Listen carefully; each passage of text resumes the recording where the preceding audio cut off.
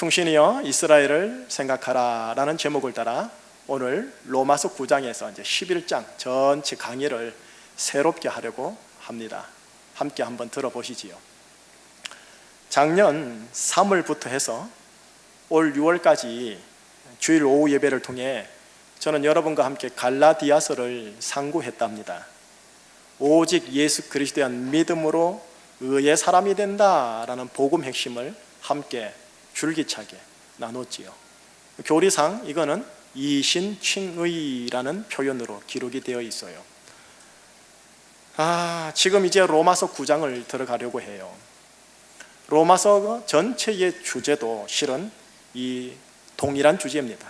이신칭의입니다. 갈라디아서는 갈라디아 지방에 있는 이방 민족들에게 보내진 복음이죠. 한편 같은 주제를 가지고 있는 이제 이 로마서는 로마인들에게 보낸 편지입니다. 다르게 말할게요. 라틴 민족들에게 보낸 편지입니다. 예수님은 유대인이었죠. 유대인 중심에서 말하건대 유대 민족을 제외하고 모든 민족은 유대인 관점에서는 이방이요 개돼지입니다. 그러나 그건 말 그대로 유대 중심적인 표현일 뿐, 당시 가장 중심에 서 있었던 민족, 가장 선망이 되었던 민족이 누구였냐면 유대가 아니라 라틴 민족이었습니다. 다시 말하면 유대인들이 부러움의 대상이 아니고 로마인들이 부러움의 대상이에요. 로마 제국의 관점에서 보면 유대 민족은 제국의 동쪽 구석, 여러분 입장에서 보면 이쪽입니다. 동쪽 구석에 자리 잡고 있는 소수 종족에 불과합니다.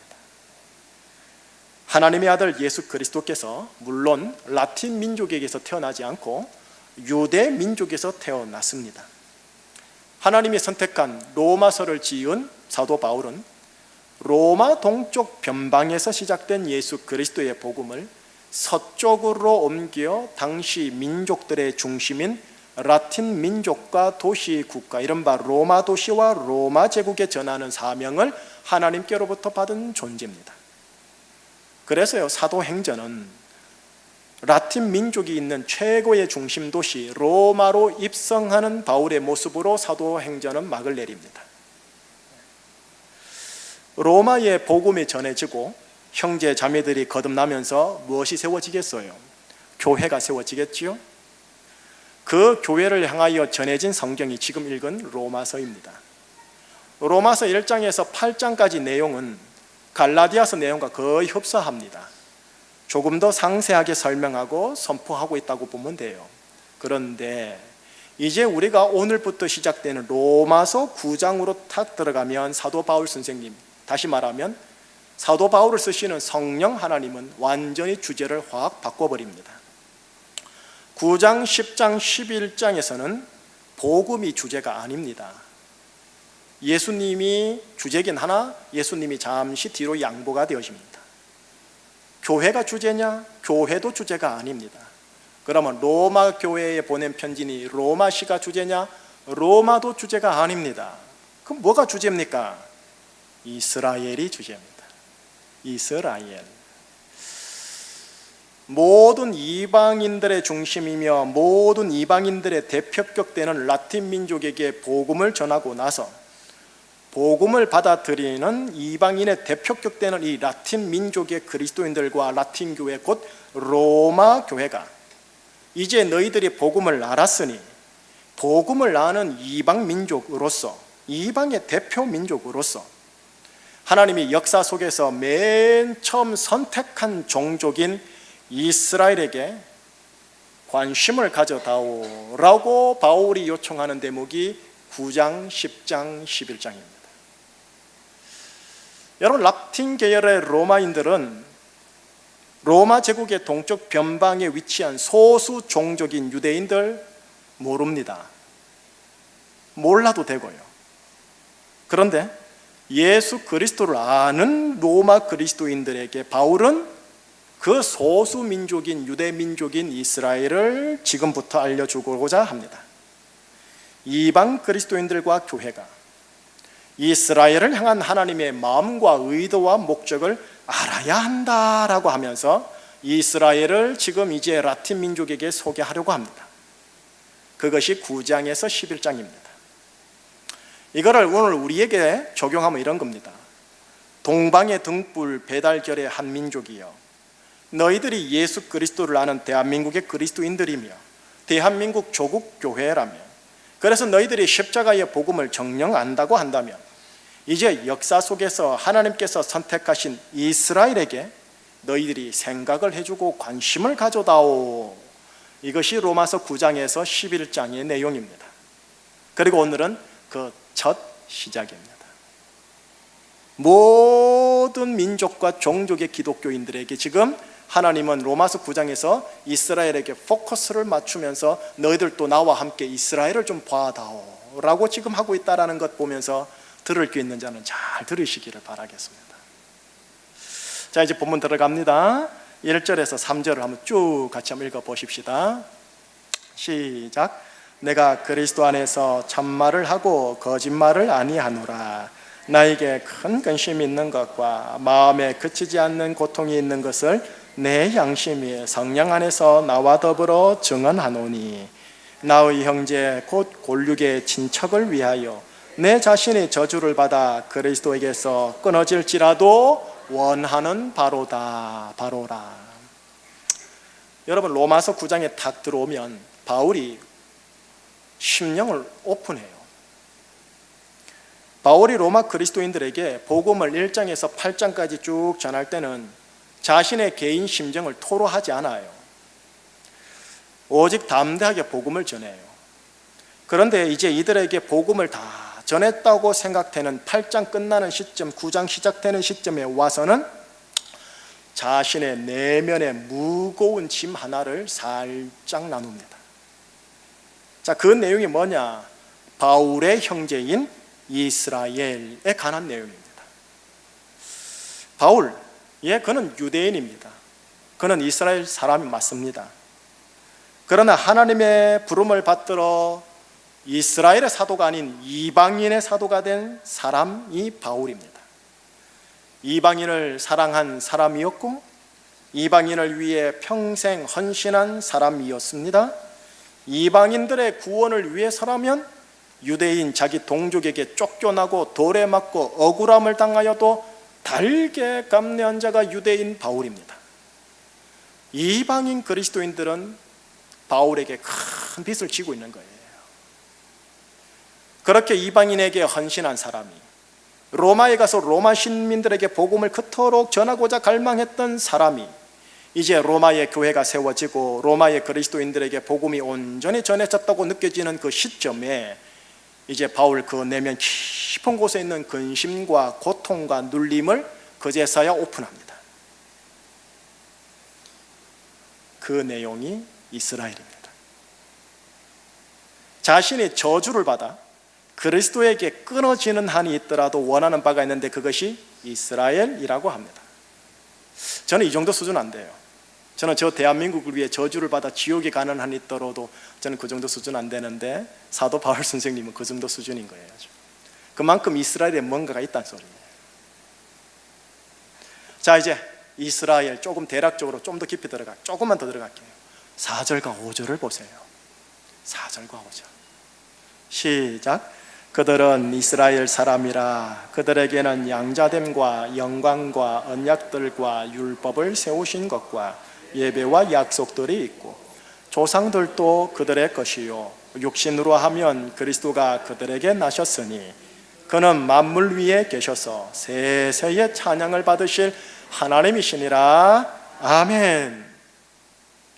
여러분, 조금 전에 바울 선생님이 유대 민족이고 이스라엘 사람이랬죠. 그러니까 이스라엘을 소개하는 거 아닙니까? 라고 물으신다면 일견 맞는 것 같지만 그 이상입니다. 이스라엘이라는 이 단어와 인종에게는 하나님이 수많은 인종 가운데 이 인종을 선택한 영적인 그 무언가가 있습니다. 우선 오늘 본문 4절을 한번 보실래요? 4절을 보면은 이래 되어 있죠. 그들에게는 양자됨이 있다. 그리고 연이어서 뭐라가 되냐면 영광과 언약과 율법과 예배와 약속이 있다라고 하고 있죠. 근데 이 수많은 이 방금 말했던 나열한 조건들이 오늘날의 교회에도 매우 중요한 기름부음적인 핵심 사역입니다. 능력 요소요, 생명 요소죠. 모든 복이 흘러가는 근원이요, 통로가 되죠. 그런데 이 모든 것들이 지금 어디에 누구에게 있다? 이스라엘에게 있다라고 하고 있는 것입니다. 그 다음 구절에 또 이렇게 돼 있죠. 조상들도 그들의 것이요. 이 조상들 하면은 아브라함, 이삭, 야곱을 말해요. 예, 믿음의 조상, 우리 모든 민족들의 믿음의 조상인 아브라함, 혈통적으로 이스라엘이다. 그리고 그 뒤에 또 나오죠. 예수 만물 위에 계셔서 세대에 찬송받으실 하나님 또 예수 그리스도 그분도 유대인 혈통적으로 이스라엘이다 라고요.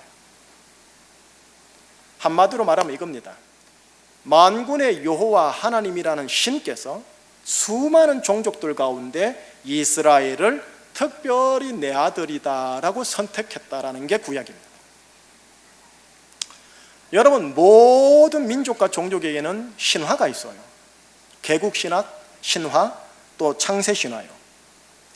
신 혹은 하늘이 나의 민족과 종족을 선택하여 우리는 특별한 민족이다 라는 신화요. 여러분, 가령 이제 예를 들면 우리나라 신화는 뭐가 있습니까? 삼국유사에 의하면 하늘의 신 환인의 아들 환웅이 신의 아들입니다. 신자죠. The son of God, 그죠? 아니 또 The God of Son인가 Son of God인가요? 어쨌든 환웅이 풍백과 우사와 운사 등을 거느리고 지상에 내려와, 이게 성육신이에요. 인카네이션 비슷한 것 같죠? 그 다음 곡식과 명, 생명을 말하요. 병, 질병을 얘기해요. 형별과 선악 등 인간의 360가지를 관장하더라. 이게 나라예요. 하나님의 나라 개념입니다. 여러분, 신화가 거의 비슷해요. 이 환웅이 이 땅에 와서 세운 도시가 오늘날 지리적으로 백두산과 흑룡강 중간에 있는 곳이라 추정되는데 이름하여 뭐라느냐 하면 신의 도시, 한문으로 신시라고 그래요. 이거를 구약에서는 자이온이라고 그래요. 시온이요. 신화가 비슷하죠. 저마다의 신화가요, 하나님의 구약의 말씀을 베껴냈다 할 정도로 비슷해요. 우리나라를 비롯한 모든 건국 신화는 말 그대로 신화입니다. 그죠? 자기 민족 중심의 민족주의적 발현입니다. 중국에도 큰 신화가 있어요.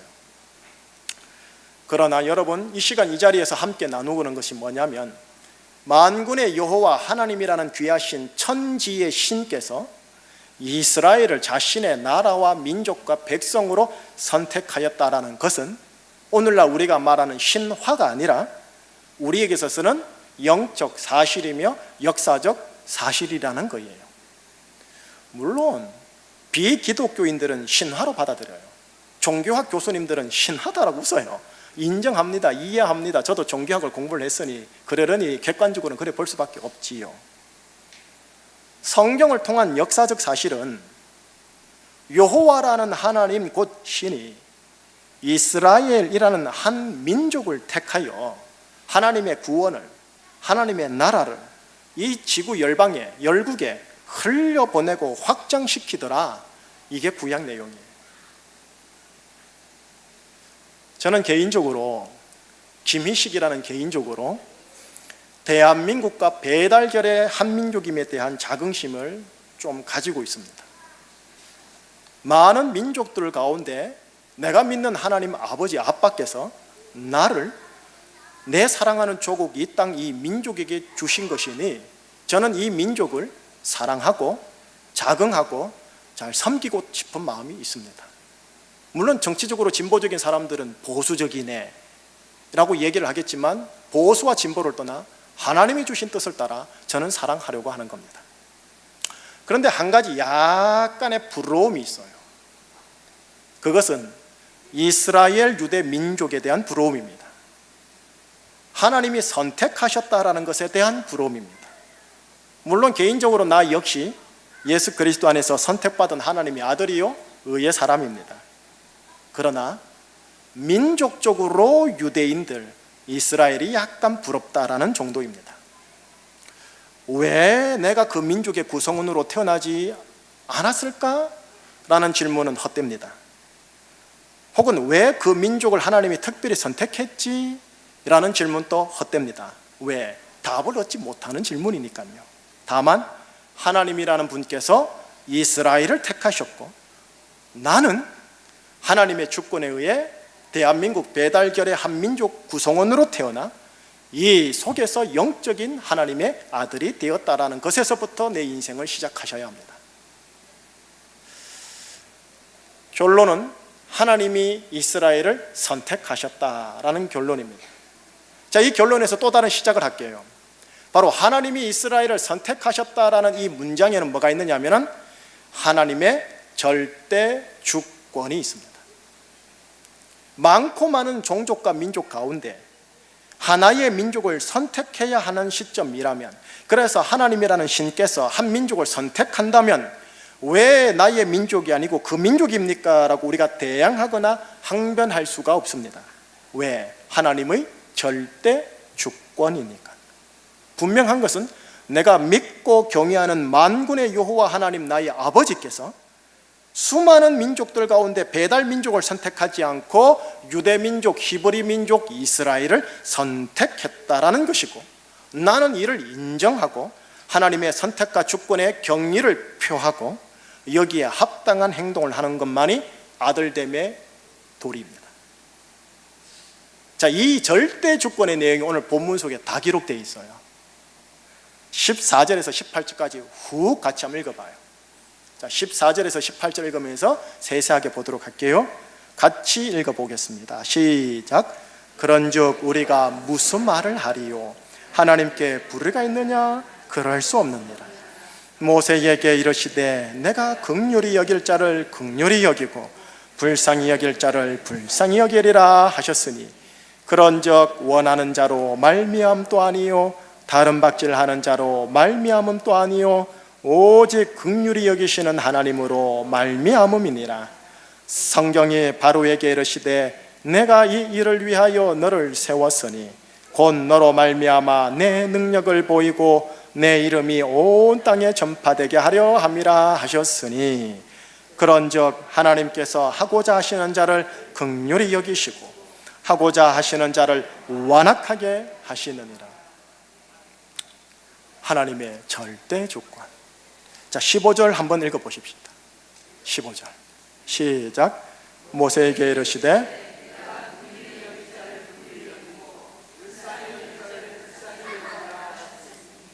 같은 내용 18절 연이 읽어봐요. 그런즉 하나님께 하고자 하시는 자를 긍휼히 여기시고 하고자 하시는 자를 완악하게 하시니. 긍휼히 여길 자, 선택할 자를 긍휼히 여기고 선택하겠다. 긍휼히 여기지 않고 완악하게 할 자, 버림을 받을 자, 그렇게 내가 그렇게 하겠다. 하나님의 절대 주권이죠. 하나님이 이스라엘을 특별히 선택한 것에 대한 절대 주권의 내용을 언급하는데, 이 내용과 똑같은 내용이 이제 12절과 13절에 또 나와요. 조금 더 구체적으로 나와요. 제가 지금 거꾸로 올라가고 있는 거거든요. 12절과 13절을 한번 보십시다. 시작. 리브가에게 이르시되 큰 자가 어린 자를 섬기리라 하셨나니, 기록된 바 내가 야곱은 사랑하고 에서는 미워하였다 함친과 같으니라. 아브라함의 아들 이삭이 리브가와 결혼을 했는데 쌍둥이를 잉태한 거예요. 그런데 하나님께서는 그 쌍둥이 중 둘째인 야곱을 선택합니다. 형인 에서를 선택하지 않고 둘째를 선택했다? 여러분, 이거는 세상의 전통과 인습이 아닙니다. 세상 전통과 인습은 첫째 아들이 아버지의 대를 잇습니다. 장자권이 거기에 있습니다. 그런데 하나님은 세상 전통과 인습을 달리 하나님의 절대 주권을 따라 동생 야곱을 선택합니다. 그리고 어떻게 하느냐? 그 야곱을 하나님과 언약을 맺게 하는 이스라엘이 되게 하십니다. 에서를 이스라엘 되게 하지 않고요, 야곱을 선택하여 이스라엘이 되게 하십니다. 다시 말하면 야곱에게, 에서가 아닌 야곱에게 양자됨과 영광과 언약과 율법과 예배와 약속을 다 부어줘 버린 거예요. 이게 장자권이거든요. 우리 장자권 하면 그냥 땅, 그냥 돈, 뭐 집, 요 정도 생각하는데 그건 하나님 복의 마지막 끝에 머리 있는 복이고요. 예. 여러분 방금 말했던 이런 것들이 능력이 되고 생명이 되고 복이 되거든요. 자, 하나님의 절대 주권과 관련해서요, 이제 아브라함의 자녀들을 보세요. 방금 이삭과 리브가를 봤죠? 이제 아브라함을 또 보여드릴게요. 오늘 본문 7, 8절을 또 한번 보세요. 지금 역으로 올라가는 거 있는 거예요. 7, 8절 시작. 또한 아브라함의 씨가 다 그의 자녀가 아니라 오직 이삭으로부터 난 자라야 내 씨라 불리리라 하셨으니 곧 육신의 자녀가 하나님의 자녀가 아니요 오직 약속의 자녀가 씨로 여기심을 받느니라. 여러분 아브라함에게 장남이 있는데 장남 이름이 뭔지 아세요? 이스마엘. 네, 이스마엘. 육신의 정자, 아브라함의 육신의 정자, 자연적인 잉태로 난 아이가 이스마엘이에요. 아브라함의 혈통을 이을 장남인데 하나님께서는 이스마엘을 선택하지 않고 언약을 맺게 하는 이스라엘로 이삭을 선택합니다. 이삭은 실은 출생부터 아브라함 육신의 정자의 힘으로 난 게 아니죠.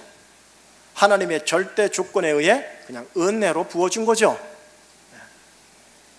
하나님의 선택한 이스라엘, 하나님과 언약을 맺게 되어 하나님의 백성이 되는 이스라엘, 그래서 모든 열방이 복이 되는 이스라엘, 그 이스라엘로 선택되는 것은 육신의 힘, 가정의 전통과 인습과는 전혀 상관없음을 창세기를 통해 우리에게 하나님이 보여주십니다. 오직 하나님의 절대 주권이요 오직 하나님의 은혜로 나타나고 등장하는 게 이스라엘이다 라는 것을 지금 창세기를 통해 보여주고 계십니다. 바로 이 이스라엘에게 주어지는 모든 복들을 누구를 통해? 아브라함에서 이스마엘이 아닌 이삭을 통해, 이삭에서 에서가 아닌 야곱을 통해, 야곱에서 12지파를 통해 결국 12지파가 이스라엘이 됩니다. 인종적으로 말하면 히브리 민족이라고도 하고 유대 민족이라고 오늘은 그럽니다. 이들 민족이 바로 하나님과 언약을 맺게 되는 이스라엘, 복을 받고 흘려보내는 이스라엘, 하나님의 백성이요 자녀라는 이스라엘이 됩니다. 그래서 이 히브리 민족과 유대 민족을 일컬어 우리는 뭐라느냐? 그냥 편하게 이스라엘이라고 합니다. 거꾸로 해도 무방합니다. 이스라엘 하면 히브리 민족, 유대 민족이라고 지금 통상적으로 얘기합니다. 그죠? 여러분, 이스라엘이라는 이 단어는 종족 개념이요 국가 개념이기도 하지만 바이블 성경으로 쏙 들어오면 이게 영적 개념으로 전환되어져 버려요. 이스라엘은 뭐냐면 하나님과 언약을 맺은 사람들, 하나님의 백성이 되고 자녀가 된 사람들, 하나님의 복을 받아서 흘려보내는 사람들, 이게 이스라엘이에요. 그래 따지면 신약에서는 우리 예수 믿는 제주충신교회 오후 예배 성도들이 뭐란 말이에요? 이스라엘이라는 소리. 이를 일컬어 혈통적 이스라엘과 대비되게 하기 위하여 신학에서는 영적 이스라엘이라고 그래요. 여러분들은 영적 이스라엘이라는 거예요. 예. 물론 혈통적 이스라엘은 아니죠. 이제 이 시대는 구약의 시대가 아니에요. 성령의 시대요, 은혜의 시대요, 신약의 시대로 영적 이스라엘 개념의 시대가 된 거죠. 그래서 여기 계신 저와 우리는 배달결의 한 민족의 혈통이지만 영적으로는 하나님의 자녀, 하나님의 백성 개념인 이스라엘이 되는 겁니다. 그럼에도 불구하고 바울 선생님은 지금 영적 이스라엘이 되어 하나님의 자녀가 되고 의의 사람이 된 로마 교회 그리스도인들, 곧 라틴 민족의 그리스도인들에게 역사적으로 하나님께서 선택한 히브리 민족, 유대 민족, 다르게 말하면 혈통적 이스라엘을 얘들아 생각 좀 해다오 라고 하면서 부탁하고 있다는 거예요. 배달결의 한민족 제주충신교회 이방 성도들아 이스라엘을 생각 좀 해다오 라고요. 하나님이 그 이스라엘을 태고 쪽에 선택하였단다 라고요. 바로 이것이요, 오늘 본문 속에 기록된 바울의 개인적 심령의 고백 속에 담긴 하나님의 메시지입니다. 왜 배달결의 한민족인 제주충신교회 성도들이 히브리 민족, 유대 민족 이스라엘을 생각해야 할까요? 우선 오늘 본문에 의하면, 오늘 본문 안에서만 의하면 하나님이 그 이스라엘을 절대 주권을 따라 선택했기 때문입니다. 그 선택이 신약시대에 와서 폐기되지도 않았습니다. 하나님이 친히 선택한 민족이니 다른 민족과는 다른 뭔가가 있을 거라는 겁니다. 그게 뭘까요? 설교 시간이 다 되었기에 오늘은 안 됩니다. 9장에서 11장을 풀어드리도록 하겠습니다. 그리고 또 왜 이스라엘을 생각해야 하느냐라는 질문에 바울이요, 후반부에 이르러 11장 후반부에 이르러서 아주 노골적으로 다이렉트로 대답을 합니다. 재림 예수 그리스도와 관련해서 중요한 대목이 있다. 세계 정치 경제 흐름 사업 속에서 하나의 징표 사인으로 보아야 할 중요한 대목이 있다. 또 우리가 지금 열심히 다해야 할 선교적 관점에 있어서도 아주 중요한 대목이 이스라엘에게 있다. 한마디로 말하면 때가 이름에 혈통족 이스라엘의 눈이 열려 2000년 전에 그들이 죽인 메시아 예수 그리스도를 알아보게 되는 일이 일어날 것이고, 이로 인해 혈통족 이스라엘들이 영적 이스라엘 속으로 들어오는 물과가 열릴 텐데, 바로 그때가 재림 예수 그리스도와 연관되어진다. 여러분, 저는 대한민국을 사랑합니다. 대한민국의 구원을 받기 위하여 제가 저주가 받기를 원한다까지는 안 되지만, 저는 대한민국을, 나의 조국을 사랑합니다. 하나님께서 나에게 주신 나라, 나에게 주신 민족이니까. 저는 역사를 알고 과거 지사와 미래를 중보하며 축복하며 현재를 아름답게 만들어가고 싶고, 목사로서 제가 섬기는 성도님들이 사랑하는 조국 대한민국을 사랑하는 자이면 좋겠습니다. 그것이 하나님이 이 땅에 나를 보내신 거시적인 콜링이니까요. 여러분, 작은 일 하나를 하더라도 나라와 민족을 생각하고 사랑하는 차원에서 해주십시오. 그 무엇보다도 예수 그리스도의 십자가 보혈이 대한민국과 북한과 통일한국이 이루어지는 전 과정이 있도록 쉼없이 변함없이 중보해 주시기를 부탁합니다. 대한민국의 선교화와 전도화와 복음화를 위해 여러분 부탁합니다. 지난하게 헌신해 주십시오. 천국의 상급이 반드시 있습니다. 동시에 오늘 바울의 심경 고백을 통한 하나님의 음성을 따라 이제 여러분에게 권면합니다. 우리와 하등 관계가 없는 유대민족, 히브리 민족, 이스라엘도 이제는 생각해 주십시오. 혈통적 이스라엘이 예수 그리스도 안에 들어와 영적 이스라엘 이방 그리스도인들과 교회가 연합되어지는 일이 일어나도록 말이죠. 이스라엘의 국제 소식에 관심 가져주시고, 무엇보다 유대민족과 디아스포라 유대인들이 예수 그리스도의 복음이 받아들여 복음화와 선교화가 이루어지도록 변함없이 보혈로 덮는 중보 기도를 해주십시오. 이스라엘에 가면 극소수인 기독교인들이 있습니다. 이를 전문용어로 메시아닉 주라고 합니다. 메시아닉 주. 이들은 유대인이지만 유대인 동족들에게도 핍박받고 그들이 소속되어 있는 이스라엘 정부와 예루살렘시 당국에도 보호를 받지 못하고 있고, 옆에 있는 팔레스타인 기구와 요르단과 이슬람 사람들에겐 유대인이라고 대접받습니다. 안팎으로 소외당하고 있는 자들이 메시아닉 주들입니다. 이들에게 엄청난 눌림과 아픔과 고통이 있습니다. 이들에게 성령의 초자연적 기름 부음이 임하여 눌러있고 눌려있는 이들을 통해 유대 사회와 특별히 기도되는 바 랍비 사회에 바울 같은 인물들이 일어나도록 중보해 주셔야 합니다.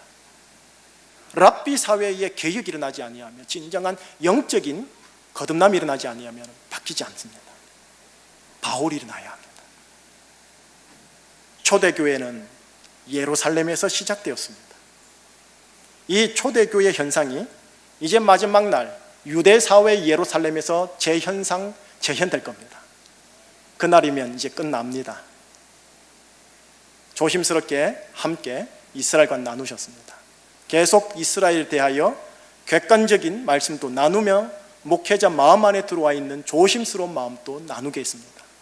다만 분명한 것 원론적인 얘기만 하겠습니다.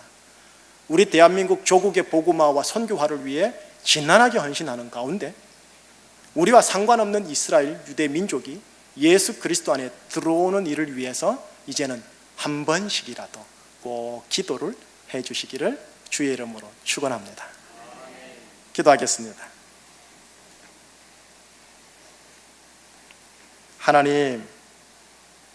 하나님께서는 옛날에 유대 민족을 선택하셨고 유대 민족을 통해 하나님의 아들 독생자 예수 그리스도를 보내셨습니다. 이제는 돌로도 아브라함의 자손을 만들 수 있다고 세례 요한이 말할 정도로 혈통은 상관없습니다. 신약 시대에는 혈통 필요 없습니다. 어떤 민족과 혈통이 간에 예수 그리스도 안에 들어오면 영적 이스라엘, 새 예루살렘 성이 되는 겁니다. 너무 감사합니다. 그러나 하나님이 역사적 태고 쪽에 선택한 역사적 이스라엘, 혈통적 이스라엘을 향한 사도 바울의 고백을 이제는 조금 확인하였습니다. 사도 바울 심령에 담겨져 있는 아버지의 뜻과 의도와 계획을 간파하게 하여 주셔서 세계사의 흐름을 알고 하나님 나라의 역사에 중보기도 하며, 그래서 우리 대한민국 제주 충신교회가 복을 받는 일이, 고맙다 너희들의 중보기도로 나의 세계사의 계획이 이루어졌다라는 소리를 듣는 우리 충신교회가 되게 역사하여 주옵소서. 예수 그리스도 이름으로 기도합니다.